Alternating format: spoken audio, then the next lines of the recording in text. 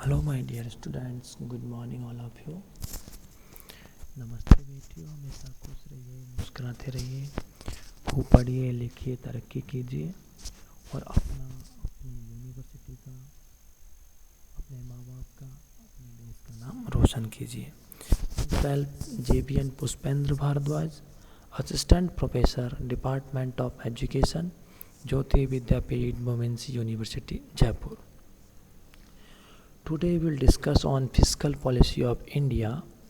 In this topic, we will discuss meaning and objectives of monetary fiscal policy of India, impacts of the economy of fiscal policy in India, etc.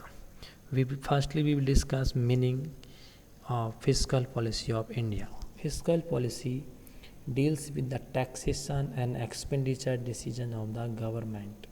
Fiscal policy mostly deal किसके साथ करती है? Taxation, means कहाँ से government की income होती है tax के थ्रू, और उसका एक्सपेंडिचर जो डिसीजन होते हैं गवर्नमेंट के, उसके रिगार्डिंग में जो फिस्कल पॉलिसी का डील करती है।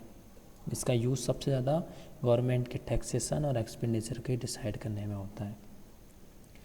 सम of The major instruments of fiscal policy are as follow: budget, taxation, policy expenditure, public revenue, public debt and fiscal deficit in the economy. तो ये इंस्ट्रूमेंट्स थे, बजट है, टैक्सेशन है, public expenditure, public revenue, public debts, fiscal deficit जो है, ये जो fiscal policy है इसके मेन इंस्ट्रूमेंट्स हैं। Fiscal policy means the use of taxation and policy expenditure by the government for stabilization of growth of economy. Fiscal policy का सबसे ज़्यादा मेन अगर मीनिंग निकाले इसका, तो यूज होता है टैक्सेशन और पब्लिक एक्सपेंडिचर का गवर्नमेंट के द्वारा इकोनॉमी की ग्रोथ है और उसके स्टेबलाइजेशन में इसका यूज किया जाता है। फिस्कल पॉलिसी के जो इंस्ट्रूमेंट्स हैं उनका यूज किया जाता है। According to Culverstone, why fiscal policy be referred to government action affecting its receipts and expenditure, which ordinary as measured by the government receipts its surplus or deficit. तो कल्वरस्टोन ने क्या कहा है कि गवर्नमेंट के जो एक्शंस होते हैं, जो उनको इफेक्ट कर, उसके रिसीप्ट्स होती है, उसके एक्सपेंडिचर होते हैं, उनको इफेक्ट्स करते हैं, उनको मेजर करती है गवर्नमेंट अपने रिसीप्ट्स को। इसमें सरप्लस भी हो सकता है, डेफिसिट भी हो सकता है। अगर मैं इसकी मेरे अकॉर्डिंग बात बताऊं तो गवर्नमेंट की कहाँ से इनकम होगी और उस इनकम का कहाँ खर्चा किया जाएगा, कहाँ खर्च किया जाएगा, और साथ में अगर इनकम कम पड़ रही है हमें डेवलपमेंट में, हमारे इकोनॉमिक ग्रोथ के लिए, तो लोगों से लोन लिया जाएगा, जिसे पब्लिक डेब्ट कहते हैं। ठीक है, इसका यूज फिस्कल पॉलिसी की कहानी यही है कि टैक्स के थ्रू तो इनकम जनरेट करनी है, टैक्स है गवर्नमेंट की, जो और भी चीज़ जो कंपनी है गवर्नमेंट, रेवेन्यू कहाँ से आएगा, मतलब गवर्नमेंट के पास पैसा कहाँ से आएगा, पैसा कहाँ से आएगा। उसके बाद आता है उस पैसे का खर्चा कहाँ किया जाएगा। पैसा आ गया है लेकिन वो खर्च कहाँ किया जाएगा उसका लेकिन अगर मैं बोलूँ कि जो खर्चा किया गया है वो खर्चा कम पड़ रहा है हमारे डेवलपमेंट में, और खर्चा ज़्यादा हो गया, रेवेन्यू कम हो रहा है, तो खर्चा ज़्यादा करना पड़ेगा, तो कहाँ से क्या करना पड़ेगा, लोन लेना पड़ेगा। तो पब्लिक डेब्ट्स के नाम से इसमें एक और इंस्ट्रूमेंट से फिर लोन लिया जाता है। फिर सरप्लस और डेफिसिट का बजट बनाया जाता है। बजट देखेंगे, डेफिसिट बजट है कि सरप्लस बजट है। अगर डेफिसिट बजट है तो फिस्कल डेफिसिट नाम से एक इंस्ट्रूमेंट्स है इसका, तो उसमें एक्स्ट्रा मनी करेंसी छापी जाती है RBI के द्वारा। ये पूरी की पूरी मैंने आपको फिस्कल पॉलिसी ब्रीफली समझा दी है। आगे डिस्कस करते हैं गवर्नमेंट में change compensatory variations of public expenditure and tax change the government में change undesirable variance in private consumption and investment by compensatory variations of public expenditure and taxes. Fiscal policy also feeds into economic trend and influences monetary policy. When the government receives more than it spends, it has a surplus, अगर government के पास receipt उसके spend से ज़्यादा आता है तो इसे अपन surplus कहेंगे। If the government spends more than it's received it runs A deficit, तो डेफिसिट का बजट बन जाएगा, मतलब घाटे का बजट बना दिया जाएगा। अगर गवर्नमेंट की इनकम इस खर्चे से ज़्यादा हो गई है, खर्चे से ज़्यादा होगी है तो उसे सरप्लस कहेंगे, मतलब वो प्रॉफिट वाला बजट है, लाभ वाला बजट है। ठीक है, अगर गवर्नमेंट के एक्सपेंडिचर ज़्यादा है, रेवे रिसीप्ट से ज़्यादा, मतलब उसकी इनकम से ज़्यादा उसके खर्चे हो गए, एक्सपेंडिचर ज़्यादा हो गया तो वो डेफिसिट का बजट कहा जाएगा। To meet the additional expenditure it need to borrow from domestic और फॉरेन सोर्स, फिर बाद में लोन लिया जाएगा, बोरो किया जाएगा, लोन लेके, चाहे वो डोमेस्टिक से लिया जाए चाहे फॉरेन सोर्स से लिया जाए, बट चाहे घर से लिया जाए चाहे विदेश से लिया जाए, बट लोन लिया जाएगा। Draw upon it foreign exchange reserves और print an equivalent amount of money, फिर फॉरेन एक्सचेंज रिजर्व है उसके अकॉर्डिंग और प्रिंट इक्विवेलेंट मनी या एक्स्ट्रा डेफिसिट फाइनेंस की फैसिलिटी का यूज़ किया जाएगा। This tends of influence are the economic variables on a broad generalisation, excessive printing of money leads to inflation. तो market में फिर नेक्स्ट नई करेंसी छापी जाएगी, तो अगर एक्सेस प्रिंटिंग हो गई मनी का तो मार्केट में इन्फ्लेशन को लीड करेगा। If the government borrow too much from abroad it lead to be डेप्ट क्राइसिस, अगर गवर्नमेंट ने बाहर से ज़्यादा लोन ले लिया है, गवर्नमेंट कुछ ज़्यादा ही लोन ले लेती है गवर्नमेंट, तो ये लीड करेगी डेप्ट क्राइसिस, मतलब हम कर्जे में डूब जाएंगे। Excessive domestic borrowing by the government में lead to higher real interest rates and the domestic private sector being unable to access funds, resulting in the crowding out of private investment. So it can be said that the fiscal deficit can be like a double-edged sword which need to be tackled very carefully.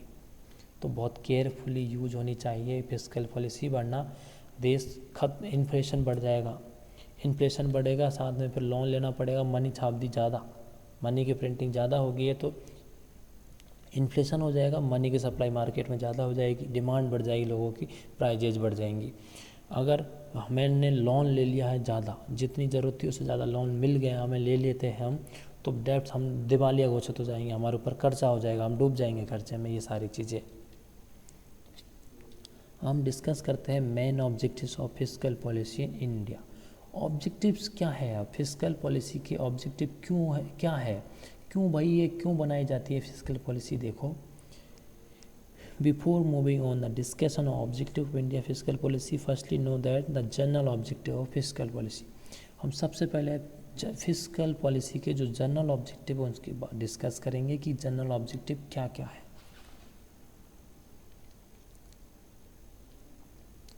First general objective is to maintain and achieve full employment. देखो, पहला general objective क्या है, maintain और achieve full employment. Government का सबसे बड़ा role रहता है इस पॉलिसी में, गवर्नमेंट सेंट्रल गवर्नमेंट के द्वारा ये पॉलिसी बनाई जाती है। इसका मेन ऑब्जेक्टिव है कि देश है जिस देश में ये पॉलिसी बनाई जाए, जैसे हम इंडिया की बात करें तो एम्प्लॉयमेंट को बढ़ावा दिया जाए और फुल एम्प्लॉयमेंट रहे, ऐसी कोशिश की जाती है, ऐसे ऑब्जेक्टिव रहते हैं इसमें। Next objective is to stabilise the price level. Price level, जो कीमतें में बढ़ोतरी होती है, गिरावट हो जाती है, उसको भी कंट्रोल करना इसका एक ऑब्जेक्टिव होता है कि मार्केट में प्राइजेज ज़्यादा इंक्रीज नहीं हो जाए, ज़्यादा डिक्रीज नहीं हो जाए, स्टेबल बने रहे। तो इसका भी एक ऑब्जेक्टिव क्या है, स्टेबलाइज करना होता है प्राइस लेवल को। ठीक है बच्चों। Next general objective is to stabilise the growth rate of economy. Economy है उसकी ग्रोथ रेट को भी स्टेबलाइज, मतलब स्थिरता प्रदान करना भी इसका ऑब्जेक्टिव है। स्थिरता कैसे होगी, प्रोडक्शन भी इंक्रीज होना चाहिए, लोगों की डिमांड भी फुलफिल होनी चाहिए, सप्लाई बराबर होनी चाहिए, और मार्केट में फुल एम्प्लॉयमेंट होना चाहिए, गरीबी दूर होनी चाहिए, इस तरीके से। तो इससे अपन टेक्नोलॉजी इम्प्रूवमेंट होना, ये सारी चीज़ें क्या है, इकोनॉमी की ग्रोथ है, ये सब क्या है, अगर ये सब एक साथ इंक्रीज होंगे तो स्टेबलाइजेशन होगा मार्केट में इकोनॉमी का। ठीक ठीक है। Next is to maintain equilibrium in the balance of payment. Balance of payment, सबसे पहले इक्विलिब्रियम की बात बाद में बताता हूँ, मैं सबसे छोटी सी बात बताता हूँ। बैलेंस ऑफ पेमेंट क्या है? भुगतान संतुलन। भुगतान संतुलन या बैलेंस ऑफ पेमेंट में क्या होता है, गवर्नमेंट हमारे यहाँ से एक्सपोर्ट होते हैं, मतलब निर्यात होता है, एक आयात होता है।